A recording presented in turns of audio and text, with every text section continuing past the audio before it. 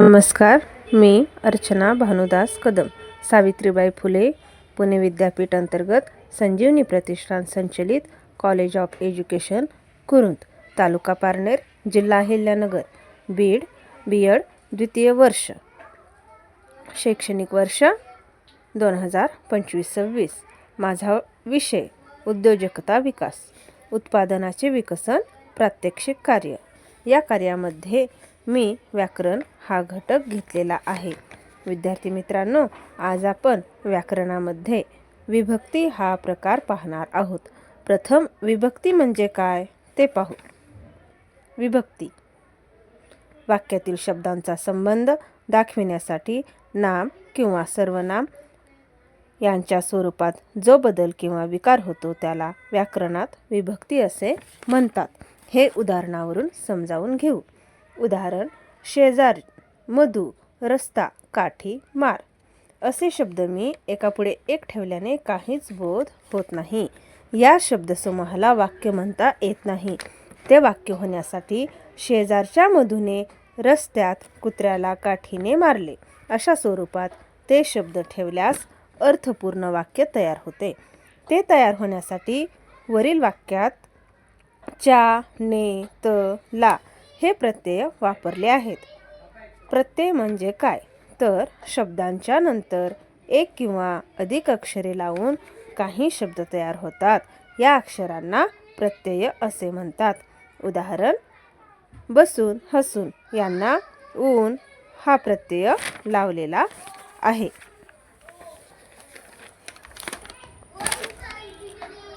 विभक्तीची व्याख्या पाहूया. नामे व सर्वनामे यांचे वाक्यातील क्रियापदाशी किंवा इतर शब्दांशी येणारे संबंध ज्या विकारांनी दाखविले जातात त्या विकारांना विभक्ती असे म्हणतात. शेजारच्या मधुने रस्त्यात कुत्र्याला काठीने मारले. या वाक्यात च्या, ने, त, ला हे विभक्तीचे प्रत्यय होत. विभक्तीचे प्रत्यय लावण्यापूर्वी नामाच्या किंवा सर्वनामाच्या स्वरूपात जो बदल होतो त्याला सामान्य रूप असे म्हणतात. वरील वाक्यावरून ते पाहूया. वरील वाक्यात नाम रस्ता व कुत्रा आहे. सामान्य रूप रस्ता कुत्र्या असे आहे.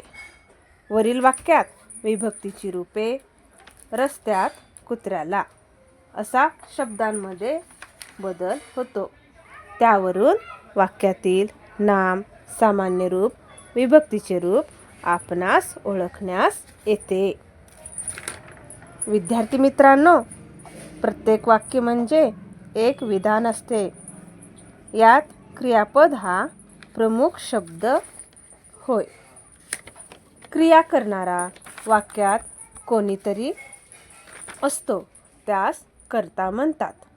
ही क्रिया कोणावर घडली, कोणी केली, कशाने केली, कोठे किंवा केव्हा घडली असे सांगणारे शब्द वाक्यात असतात.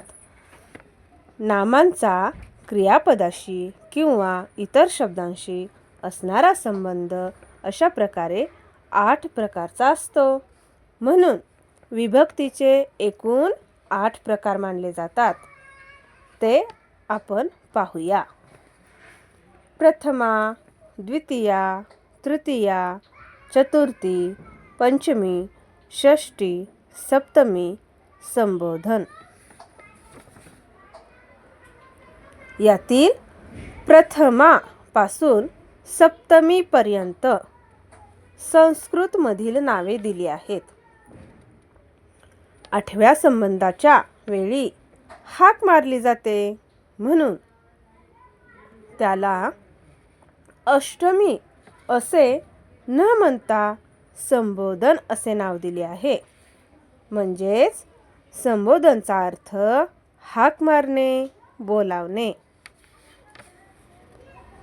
विभक्तीचे प्रत्यय कोणते व त्यामुळे नामाच्या स्वरूपात कोणते बदल होतात हे पुढील तक्त्यावरून पाहूया. एकवचनामध्ये विभक्तीचे प्रत्यय कसे आहेत? फूल या नामाची रूपे कशी बदलतात ते पाहूया. प्रथमा विभक्तीमध्ये प्रत्यय लागत नाही. जे नाम आहे तेच राहते, म्हणून फूलच राहिलेले आहे. आता द्वितीया विभक्तीमध्ये पाहूया. द्वितीया विभक्तीचे प्रत्यय आहे स लाते. नामामध्ये रूपांतर फुलास फुलाला. तृतीया विभक्तीचे प्रत्यय ने एशी. नामामध्ये बदल फुलाने फुलाशी. चतुर्थी स लाते फुलास फुलाला. पंचमी ऊन हून फुलाहून. षष्टी चा चीचे फुलाचा. सप्तमी त इ आ फुलात. संबोधन प्रत्यय लागत नाही. संबोधन म्हणजे हाक मारणे, बोलावणे. नाम फुला असं झालं. आता अनेक वचनामध्ये प्रत्यय पाहूया. प्रथमा प्रत्यय लागत नाही, पण अनेक वचनामध्ये फुले. द्वितीया विभक्ती प्रत्यय सला नाते. नाम बदलणार फुलास फुलांना.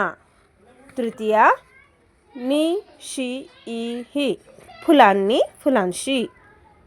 चतुर्थी स ला नाते फुलास फुलांना. पंचमी ऊन हून फुलाहून. षष्टी चा चीचे फुलांचा. सप्तमी त इ आ फुलात. संबोधन नो फुलांनो.